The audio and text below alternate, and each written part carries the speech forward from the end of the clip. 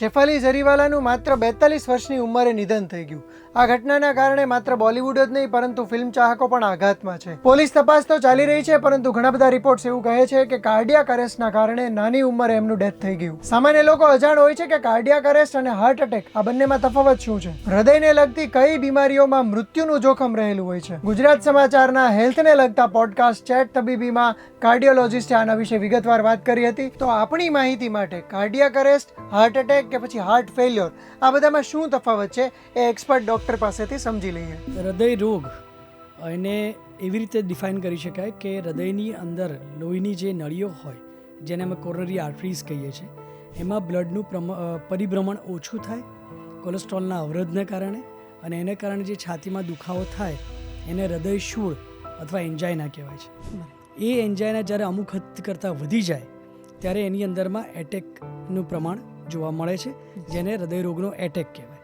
આ એટેક વિશે વાત થઈ. બીજું તમે મને સવાલ પૂછ્યો જેનું નામ છે હાર્ટ ફેલિયર.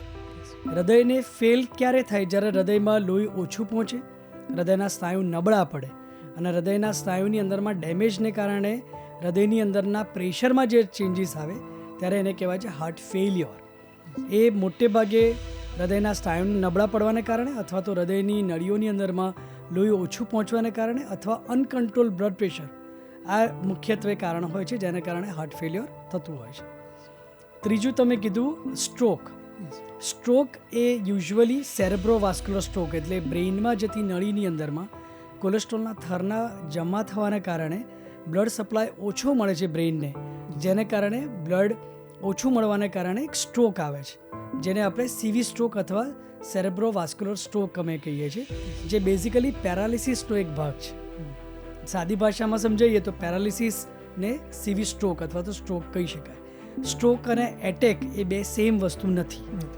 એટેક એટલે હૃદય રિલેટેડ, સ્ટ્રોક એટલે બ્રેઇન રિલેટેડ. ચોથું તમે કીધું અરેસ્ટ. સૌથી વધારે અગત્યની વસ્તુ જે એટેકમાં સમજવાની આવે છે એ છે કાર્ડિયાક અરેસ્ટ. કાર્ડિયાક અરેસ્ટ બે રીતે થાય છે.